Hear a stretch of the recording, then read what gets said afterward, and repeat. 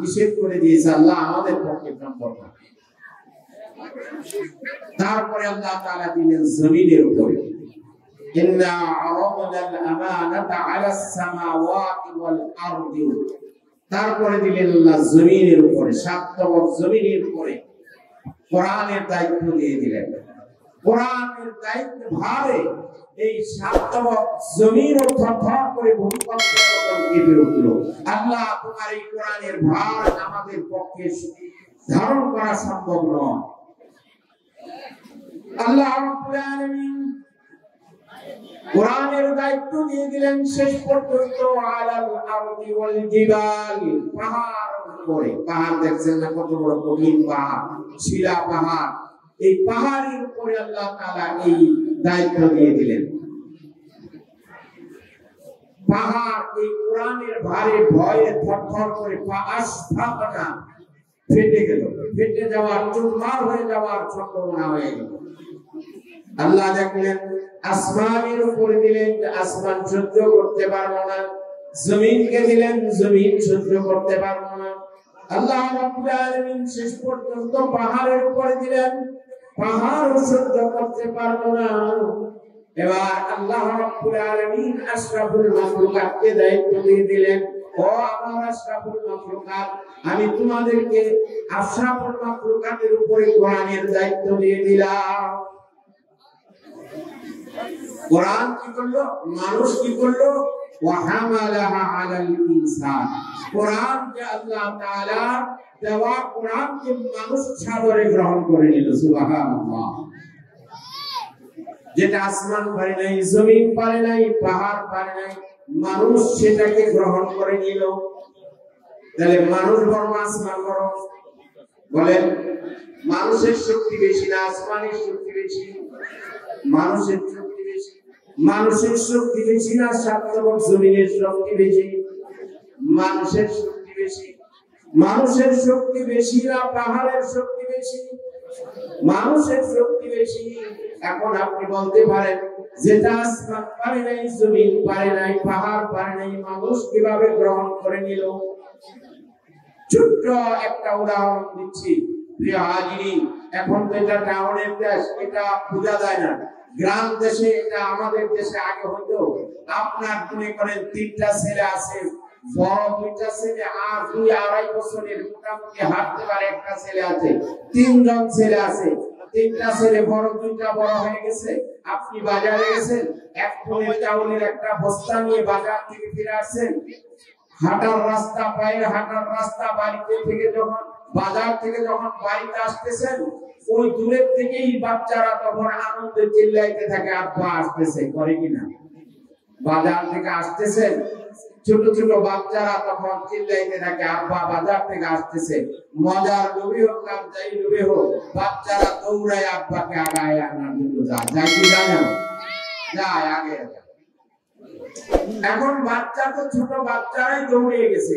ছোট 2 বছরের বাচ্চাটা দৌড়ে গিয়া এবার বাবাকে আগে আনতেছে আর বলতেছে, বাবা তোমার এই চাউলের বস্তাটা আমার মাথায় দাও। কয় বছরের বাচ্চা? 2 বছরের বাচ্চা, চাউলের বস্তাটা আমার মাথায় দাও। পারবে? পারবে। এরপরও সামনে সামনে বারবার ঘুরে ঘুরে যায়, বলতেছে, আব্বা আমার মাথায় দিয়ে দাও, আমার মাথায় দিয়ে দাও। বাবা তখন মহব্বত করে একটা গালি দেয়, বেকুব, যারা 40 কেজির বস্তা পারবে তারা বাড়িতে ঘুমায় রয়েছে, আর তুমি 2 বছরের বাচ্চা পারবে না, তুমি আমার সামনে এসে ডিস্টার্ব করো। বেকুব। এই যে বেকুবটা বলে গালি দিল, এটাকে বাবা মহব্বত করে দিছে না রাগে দিছে? বলে তো, বড় মহব্বত করে দিছে। এবার যখন বাচ্চা কোনোভাবেই যখন ছাড়ে না, বাবার হাতের 5 কেজি একটা গাঁঠুরি ওই ছোট বাচ্চার সন্তানের মাথার উপরে কোন রকম ধরে রাখছে, যাও হাঁটো। বস্তাটার ওজন মোটামুটি বাবার হাতে, বাবার হাতের মধ্যেই বস্তার ওজন, কিন্তু ছেলে বুঝতেছে তার মাথায় দিয়ে দিয়েছে, ছেলে হাঁটতেছে। আচ্ছা বলেন তো, বস্তার ওজন বাবার হাতে না ছেলের মাথার উপরে? বাবার হাতে। এবার সন্তান আস্তে আস্তে করে হেঁটে যায় আর মনে করতেছে যে কোরআন এই বস্তাটা মনে হয় আমার হাতে। প্রিয় তাওহীদি জনতা, আল্লাহ রাব্বুল আলামিন কোরআন শুধু আমাদেরকে দায়িত্ব দিয়েছে। কোরআনের রশি কার হাতে? কোরআনের হেফাজত কার হাতে? কোরআনের ওজন কার হাতে রয়েছে? এই জন্যই প্রিয় হাজিরিন, নাহনু নাযালনা যিকরা ওয়া ইন্নাহু লাহাফিজুন। কোরআন যদি আমাদের উপরে দিয়েছে, এটার হেফাজত, এবার এটার ওজন, এটার সম্পূর্ণ ভার মহান আল্লাহ রাব্বুল আলামিনের হাতে। এই জন্যই ছোট ছোট বাচ্চারা দেখবেন কোরআন শরীফ হেফাজত করতে পারতেছে। হেফজ করবেই না কেন? আপনি কি কোনদিন হেফজখানার কাছাকাছি এসে দেখছেন ছোট্ট ছোট্ট বাচ্চা? এই বাচ্চা কলিজার টুকরা বাচ্চা আপনার বুকের মধ্যে ঘুমানোর সময় সেই বাচ্চাটাকে ফজরের নামাজ পড়ে আপনি মাদ্রাসায় দিয়ে দিলেন, কিন্তু খবর নেন না এই বাচ্চাটা কত কষ্ট করে নিজের হাতে খেয়ে নিজের করে শীতের রাত্রিতে ফজরের আগে ওযু করে উঠে ঠান্ডা পানি দিয়ে ওযু করে তারপরে বিসমিল্লাহির রহমানির রহিম আউযু বিল্লাহি বলে শুরু করে পড়তে বসে যায়। আর আপনার বাড়িতে যে সন্তানটা বাংলা লেখাপড়া করতেছে, সায়েন্স নিয়ে লেখাপড়া করতেছে, ওই ছেলেটাকে আপনি সকাল ৮টা ৯টার আগে ঘুম থেকে উঠাইতে পারতেছেন না, ঠিক না বেটি? এই সন্তানটা, ছোট্ট সন্তানটা, আপনিও সেই সময় ঘুমাইতেছেন, অথচ মাদ্রাসার মধ্যে শীতের কনকনা রাত্রিতে যে নিজে খাইতে পারে না, বাবার কলিজার টুকরা বাড়িতে গেলে নিজেই খাওয়ায় দিতে হয়, নিজের পেটটা কোনদিন ধুইয়া খাইতো না, সেই সন্তানটা মাদ্রাসায় আসার পরে নিজের প্লেট নিজে ধুয়ে খাবার খেয়ে নিজের কাপড় চোপড়ের সময় নিজে ধুয়ে তারপরে ফজরের আগে শীতের রাত্রিতে ঠান্ডা পানি দিয়ে ওযু করে বিসমিল্লাহির রহমানির রহিম যখন বলে পড়তে যায়, আল্লাহ রাব্বুল আলামিন বলেন, আমার ইজ্জত এবং ইজ্জতের জালালের কসম খেয়ে বলতেছি, আমি আল্লাহ রাব্বুল আলামিন এই সন্তানের পিতামাতার গুনাহগুলি মাফ করে দিলাম। এই জন্য আল্লাহ রাব্বুল আলামিন এই ছোট্ট ছোট্ট বাচ্চার সিনার ভিতরে আল্লাহ তাআলা জীবন্ত কোরআনকে ঢুকাই দিয়েছে। সুবহানাল্লাহ। কেমন কোরআন? যেই কিতাব লেখার পর আল্লাহ রাব্বুল আলামিন চ্যালেঞ্জ ছুড়ে দিয়েছেন। কেমন চ্যালেঞ্জ ছুড়ে দিয়েছেন? আলিফ লাম মিম আল্লাহু আ'লামু বিমুরাদিহি। তাফসীর কারক যত তাফসীর কারক আছেন না কেন, এই আলিফ লাম মিমের 17টা হরফে মুকাদ্দারাত আছে। এই অক্ষরগুলি আজও পর্যন্ত কোন তাফসীর কারক কোন তাফসীর করতে পারেন না। মুফাসসিরিন ইকরাম যারা আছেন তারাও তো এটা তাফসীর করতে পারেন না। এখানে আসলেই তারা তাফসীরের পারমি বলতে থাকে, আল্লাহু আ'লামু বিমুরাদিহি। এটার ঘোর রহস্য উদ্দেশ্য একমাত্র আল্লাহ তাআলা ছাড়া আর কেউ জানে না। ইয়াসিন, সাদ, এইরকম যে হরফে মুকাদ্দারাতগুলি আছে, এইগুলার অর্থ জীবনেও কারো কাছ থেকে শুনতে পারবেন না, এটার ব্যাখ্যাও পাবেন। আল্লাহ রাব্বুল আলামিন কোরআন শুরুর প্রারম্ভিক আলিফ লাম মিম 3টা অক্ষর দিয়ে আল্লাহ তাআলা শুরু করে দিলেন। শুরু করে দেওয়ার পরে আল্লাহ তাআলা একটা চ্যালেঞ্জ করে দিয়েছেন, পৃথিবীর মধ্যে যত দামি লেখক হোক না কেন, লেখে তার বইগুলি লেখনির প্রারম্ভে তারা 2টা মুখ বন্ধ বা কলম বন্ধ লেখে তার 2টা কথা লিখে থাকে। আমার এই বইয়ের ভিতরে যদি কোনো প্রকারের ভুল সন্দেহ থাকে বা কোনো ভুল ভ্রান্তি হয়ে থাকে, আমাকে যদি কিনা ধরিয়ে দেওয়া হয়, ভুলটা ধরিয়ে দেওয়া হয়, পরবর্তী সংস্করণে এটাকে সংশোধন করে দেওয়া হবে, ভুল মার্জনা করবে, এরকম লেখা থাকে কিনা। যত বড় রাইটারই থাকুক না কেন, সামনেই লেখা থাকে। আল্লাহ রাব্বুল আলামিন এই কোরআন নাযিল করতে গিয়ে প্রথমেই তিনি চ্যালেঞ্জ ছুড়ে দিলেন, যালিকাল কিতাবু লা রাইবা ফীহি।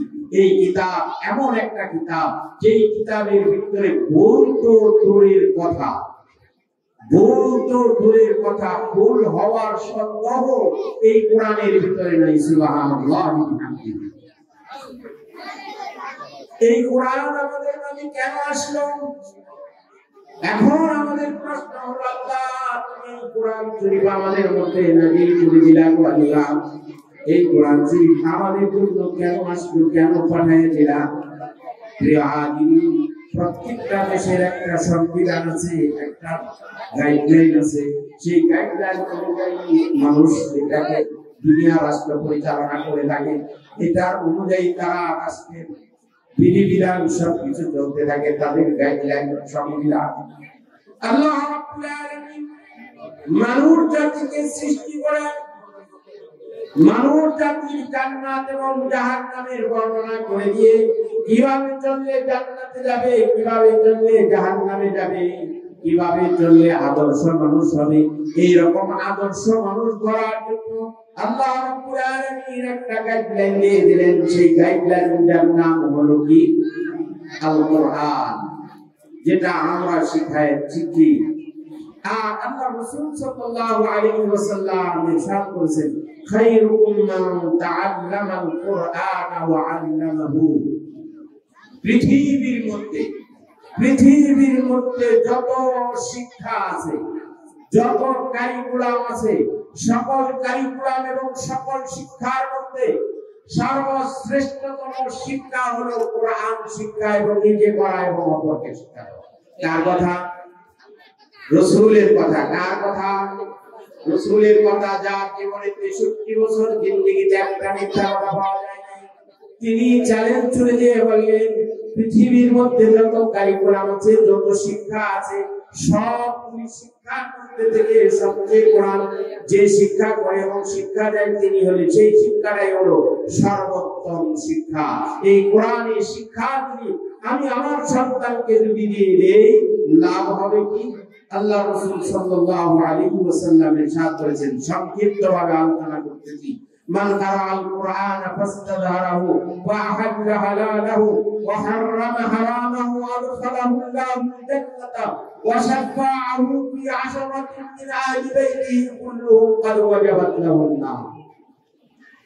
আল্লাহ রাসূল সাল্লাল্লাহু আলাইহি ওয়াসাল্লাম ইরশাদ করেছেন, যে ব্যক্তি নিজে কোরআন হেফজ করলো, হাফেজ হলো, কোরআনে হাফেজ হলো, এই কোরআনে হেফজ করার পরে হালালকে হালাল জেনে, হারামকে হারাম জেনে, দুনিয়ার মাসলা মাসাইল সবকিছু বুঝে দুনিয়ার মধ্যে চলতে পারলো, কোনটা হালাল কোনটা হারাম সবকিছু বুঝে এই গাইডলাইন অনুযায়ী যদি চলতে পারলো, আল্লাহ রাসূল সাল্লাল্লাহু আলাইহি ওয়াসাল্লাম বলেন, আদখালাহুল্লাহুল জান্নাতা, আল্লাহ তাআলা তাকে জান্নাতে ঢুকায় দিবেন। সুবহানাল্লাহ। কোরআন শিক্ষা করলে আল্লাহ তাআলা তাকে জান্নাতে ঢুকায় দিবেন। শুধু তাকে জান্নাতে ঢুকায় দিবেন না, আল্লাহ রাসূল সাল্লাল্লাহু আলাইহি ওয়াসাল্লাম ইরশাদ করেন, ওয়া শাফাআহু ফি আশরাতিন মিন আহলি বাইতিহি, সে নিজেই জান্নাতে যাবে তা নয়, তার পরিবার পরিজনদের মধ্যে থেকে এমন 10 জন মানুষকে সে জান্নাতে নিয়ে যেতে পারবে যাদের উপরে জাহান্নাম ওয়াজিব হয়ে গিয়েছিল। 10 জন মানুষকে সে সুপারিশ করে জান্নাতে ঢুকায় দিবে। এমন 10 জন মানুষ যাদের উপরে জাহান্নাম ওয়াজিব হয়ে গিয়েছিল, জাহান্নাম ছাড়া কোনো পথ ছিল না, আল্লাহ তাআলা যখন তাদেরকে সুপারিশ করার অনুমতি দিবে, এই রকম 10 জন মানুষকে সুপারিশ করে তারা জান্নাতে ঢুকায় দিবে। প্রিয় হাজিরিন, এটা হলো ফজিলতের দিক থেকে। আরেকটা লাভ হলো, আপনি যে কোরআন শরীফ শিক্ষা দিলেন, আপনার সন্তানকে যে কোরআনে হাফেজ বানাইলেন, আপনার লাভটা কি? প্রিয় হাজিরিন, দুনিয়া এবং আখিরাতে উভয়টাই মধ্যে লাভ আছে। লাভ আছে না নেই? মানুষ আজকে লাভ ইসরায়েল, আপনি লাভ পান না বিদায় আজকে আমরা হতাশ হয়ে যাই। লাভ দেখে আল্লাহ রাসূল সাল্লাল্লাহু আলাইহি ওয়াসাল্লাম ইরশাদ করেছেন, কোরআনে হাফেজের পিতামাতাকে আল্লাহ তাআলা এমন পোশাক পরাবে, এমন টুপি পরাইবেন, মানব সাথে যখন আমি বলেছেন, উলবিসা ইয়াউমাল কিয়ামাতি, কিয়ামতের ময়দানে তার মাথার মধ্যে এমন একটা মুকুট পরাবে, তাকে ইয়াউমাল কিয়ামাতি আল্লাহু নূরান, যার আলোতে পুরা জান্নাত আলোকিত হয়ে যাবে। সুবহানাল্লাহ। আল্লাহ রাসূল সাল্লাল্লাহু আলাইহি ওয়াসাল্লাম বলেন, তাদের মাথার মুকুটের আলোতে তারা এত আলোকিত হয়ে যাবে, পুরা জান্নাত আলোকিত হয়ে যাবে। অন্যান্য মানুষেরা বলতে লাগবে, ওগো আল্লাহ, এই দুইজন সম্মানিত ব্যক্তি কারা যাদের মাথার মধ্যে এত সুন্দর মুকুট পরানো হলো? আল্লাহ রাব্বুল আলামিন বলেন, দুনিয়ার লাভ বাদ দিয়ে যারা আমার ভাষা, আমার কোরআন, আমার সংবিধানকে যারা নিজের সন্তানকে হাফেজ বানাইছে দুনিয়ার মধ্যে, সেই মোতাবেক চালাইছে, আমি আল্লাহ রাব্বুল আলামিন তাদেরকে সম্মানিত করে হাসরের ময়দানে আজকে তাদের মাথার মধ্যে সবচেয়ে দামি মুকুট আমি পরায় দিলাম। আর যার পিতা মাতাকে আল্লাহ তাআলা এত দামি বানিয়ে দিলেন, তার দাম কতটুকু? সেই হাফেজের দাম কতটুকু?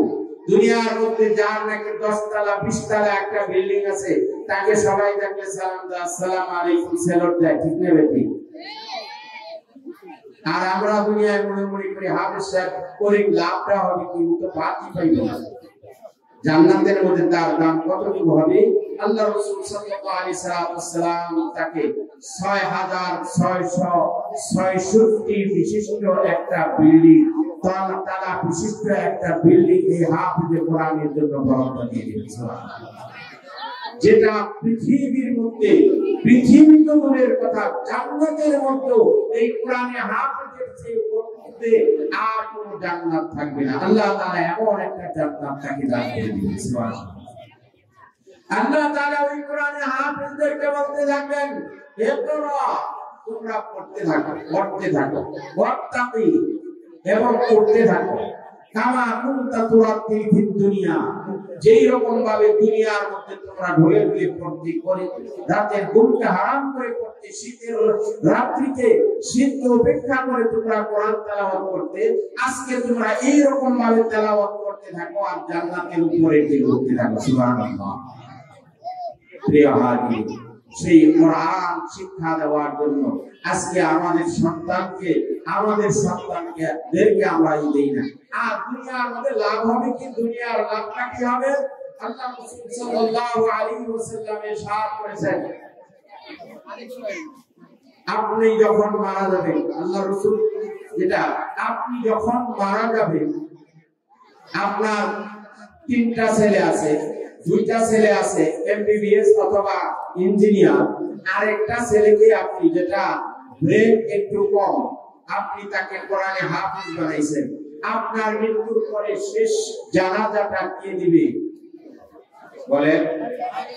যেটা সবচেয়ে অবহেলিত ছিল, ব্রেন ভালো না, তাকে আপনি মাদ্রাসায় গিয়ে হাফেজ বানিয়ে দিয়েছেন, তাকে দায়িত্ব দেওয়া হবে আজকে শেষ জানাজার সময় আমার সন্তান, যেটা আত্মীয় স্বজনরা যারা থাকবে, ওই ইঞ্জিনিয়ার জানাজা পড়াবে না, ডাক্তার জানাজা পড়াবে না, ওই বড় বড় ফার্সিয়ান যারা আছে তারা জানাজা পড়াবে না, এডভোকেট জানাজা পড়াবে না, জানাজা পড়াবে দুনিয়ার মধ্যে আপনি যাকে সবচেয়ে অবহেলা করে আপনি বলছিলেন তোর ব্রেন কম, তুই হাফেজ হয়ে যে মাদ্রাসায় গিয়ে হেফজ করবে, সে হেফজ হয়েছে, তাকে দিয়ে আপনি জানাজা পড়াবে, আত্মীয় স্বজন তাকে জানাজা দিয়ে দিল। আর ওই দুইটাই কি করো? এমনও হতে পারে, আল্লাহ না করুক, এমনও হতে পারে ওই দুইটা শুধু বাবার জানাজার পিছনে শুধু মূর্তির মতন দাঁড়াইয়াই থাকবে, ঠিক না বেটি? মূর্তির মতন শুধু দাঁড়াইয়া থাকবে, একটা দোয়াও করতে পারবে।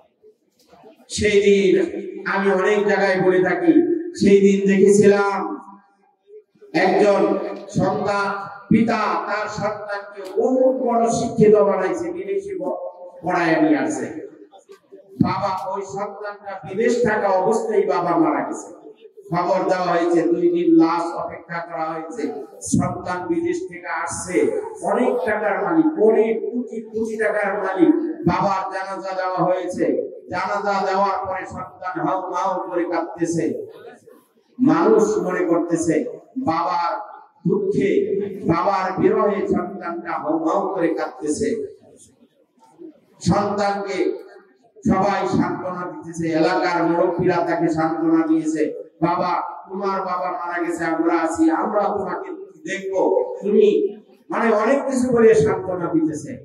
এবার সেই শিক্ষিত সন্তানটা বলতেছে, আমার বাবা মারা গেছে, আমার কোনো দুঃখ নাই, এই জন্য আমি কাঁদতেছি না, আমার কাদার কারণটা হলো আমার বাবা কোটি কোটি টাকা খরচ করে আমাকে লেখাপড়া শিখতে অনেক বড় শিক্ষায় শিক্ষিত করেছে, কিন্তু আমার দুঃখটা হলো আমি বাবার জানাজার পিছনে দাঁড়াইলাম, নামাজ পড়লাম, আমার সবচেয়ে বড় দুঃখ হলো আমি এত কিছু শিখলাম কিন্তু আমি জানাজার নামাজের দোয়াটা শিখি নাই।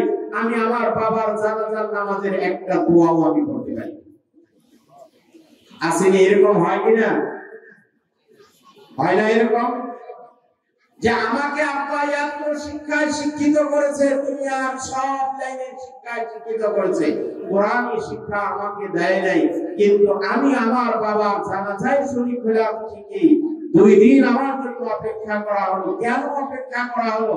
2 দিন পরে জানাজা যাও করলাম, কিন্তু আমি আমার বাবার জানাজা করতে দাঁড়াইয়া একটা দোয়াও আমি একমাত্র আল্লাহু আকবার বলা ছাড়া আর কোনো দোয়া আমি করতে পারিনি।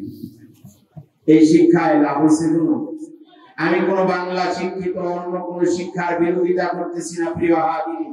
আমি শুধু আপনাদেরকে এটাই জানিয়ে দিতে চাই, আপনি ইঞ্জিনিয়ার বানান আলহামদুলিল্লাহ, ডাক্তার বানান বড় ডাক্তার আলহামদুলিল্লাহ, তবে আপনার সন্তানকে প্রাইমারি পর্যন্ত অন্তত কোরআনী শিক্ষায় শিক্ষিত করে দিবেন। প্রাইমারি পর্যন্ত যদি কোরআনী শিক্ষায় শিক্ষিত করে দেন, এরপরে আপনি যত শিক্ষাই দেন না কেন ওই প্রাইমারি শিক্ষাটা আপনার সন্তানের ভিতরে থেকে যাবে। ওই এখন প্রত্যেকটা দেখবেন এই নুরানি মাদ্রাসা যে নাকি ছোট্ট 1 ক্লাস পর্যন্ত পড়ছে, তার সিনার ভিতরে 40টা হাদিস মুখস্থ আছে। নুরানি যারা ছোট্ট ছোট্ট ছাত্র যারা পড়বে তাদেরকে দেখবেন যে তারা 40টা হাদিস মুখস্থ করতেছে, জানাজার নামাজ তারাও শিখে গেছে।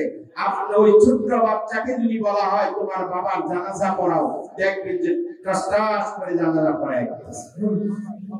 এজন্য আমি বলবো যে আপনি যত শিক্ষাই দেন না কেন কমপক্ষে প্রাইমারি শিক্ষাটা পর্যন্ত আপনি নুরানি শিক্ষাটা দিয়ে প্রাইমারি শিক্ষা পর্যন্ত মাদ্রাসায় কোরআন হাদিসের শিক্ষা দেওয়ার পরে আবার আপনি যা শিক্ষা দিবেন দেন, আমার কোনো আফসোস নেই, আর আপনার কোন ভবিষ্যতে কোনো চিন্তা করা লাগবে না।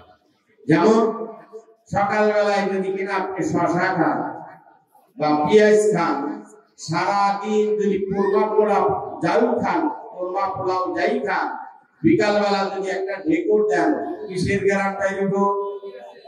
পেঁয়াজের গ্যারান্টি বাইরে, শশার গ্যারান্টি বাইরে।